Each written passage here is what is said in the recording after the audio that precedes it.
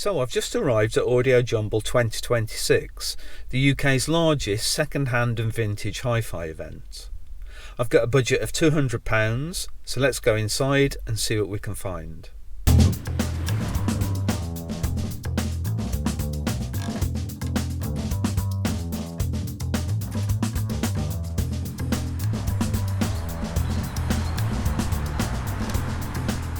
So keep watching and I'll reveal if I bought anything at the end of the video, and see if you can spot something you'd have bought in the next 10 minutes.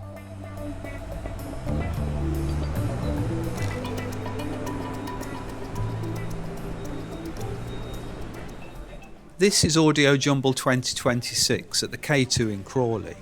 Maybe not the most central location, but definitely worth a trip. I spent about 5 hours here and probably went around about 5 times. I kept finding things I'd missed earlier. The event isn't just about vintage or high-end equipment. There were stalls selling new old stock cassette tapes and others selling boomboxes, and the prices weren't too crazy for something that's getting quite rare. There were also quite a few stalls selling records, from rarities to cheap bundles of LPs. So if you ever spent your teenage Saturday mornings flipping through records in HMV like I did, you could relive part of your misspent youth. Luckily, I never threw my records away, but there were a few here I almost bought. Tricky to film and flip through records though. As I say, it's not just about vintage or high-end equipment. I had a really good chat with the chap who ran this stall. He specialises in fitting Bluetooth and restoring old boomboxes, and had some great items on display. People would say, oh, it's not classic hi-fi, but it is to our age. Yeah, that's right, exactly. The Audiojumble website says it's the UK's largest second-hand and vintage hi-fi event, and that feels about right. It's a really good mix of old and not so old. It's not just about high-end stuff either. Some stalls were more like car boot sales for audio equipment, which are my favourites. You never know what you'll find. There were lots of classic valve amps for sale, and this company actually makes new versions of classic amps from quad and leak. Makes sense when the designs were so good.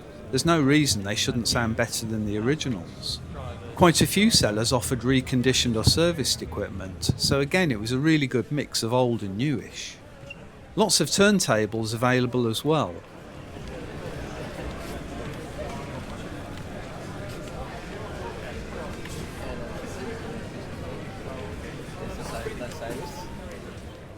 Some people even bought trolleys to carry their stuff away.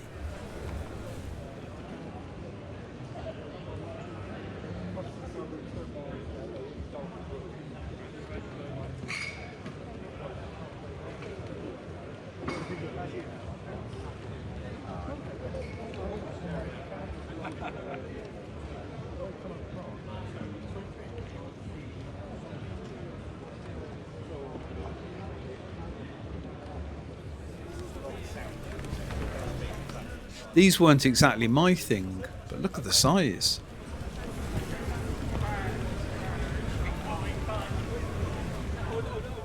Now this is a Braun SK61 from the early 1960s, and it's a classic design by Dieter Rams. These are really quite valuable in good condition, and I quite fancy the challenge of restoring this. It needs everything doing to it. What do you think? Did I buy it? Would you have bought it? It would definitely be a challenge. Skills.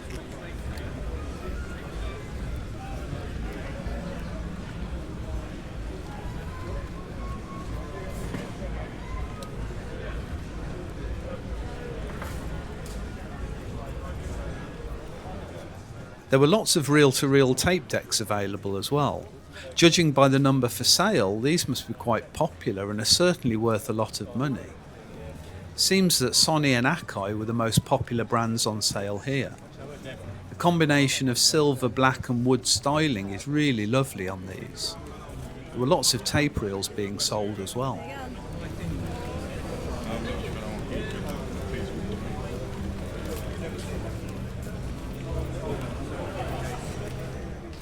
Now, I saw this and I thought of the Techmoan YouTube channel. Look at those meters. It's actually a loudness monitor. I'm not really sure exactly what that is. Don't think it's for a hi-fi, it's rack mounted. Maybe it's for stage equipment? Let me know if you know the answer. And if you needed replacement valves, then you were well covered here as well. 12AX7. This was an interesting thing, a Hacker record player. I never knew Hacker made these. I have one of their radios and they're really good, but this used a very cheap looking Garrod turntable. And that Braun 78 record, it's labelled Post Office Telephones, Automatic Telephone Tones. Was this something that was used in exchanges to generate tones? I'd have thought tape would be more likely. Again, if you know more, please leave a comment. If you were looking for a bargain, then there was plenty of stuff for very little money. Couldn't figure out what this thing at the bottom is though. Looks like a desk calculator, but it's not.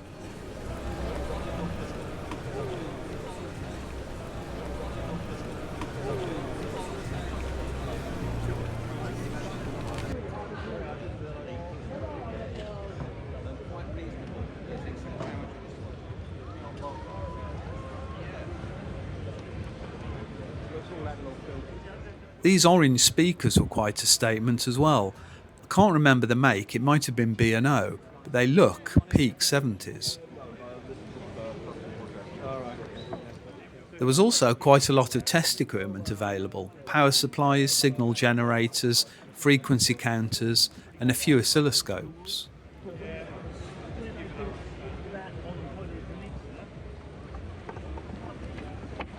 That's business.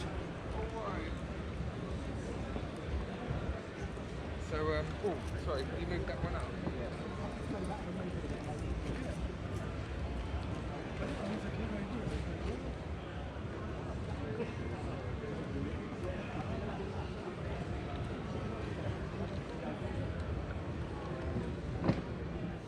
And some stalls were selling components.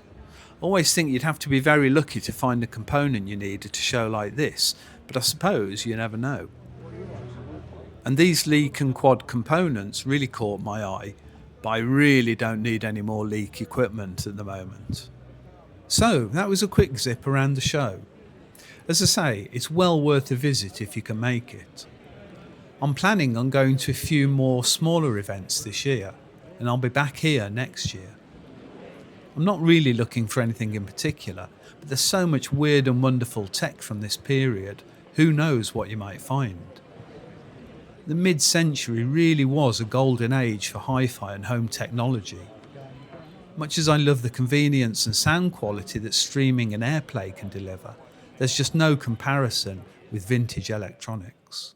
Okay, so I just got back from Audiojumble, bit of a drive back on the M25, but not too bad.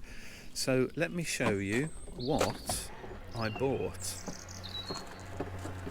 Okay, I only bought one thing. But it's something I've been looking for some time, so here you go.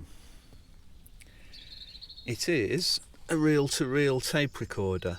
It's an Akai GX M11D, which doesn't work properly, but I think I might have an idea why that is. I think this switch was in the wrong position. I think there are other issues as well with the audio, but apparently it was running slow, and this was in the 60 Hz position. There's also a voltage selector on the back, so there's two places where you have to change the voltage and frequency. But it's in pretty nice condition. I really like this model as well because it's symmetrical. The heads are central with the reels. A lot of them they're offset, which I don't really like the look of. The other great thing about this one is that it's auto reverse.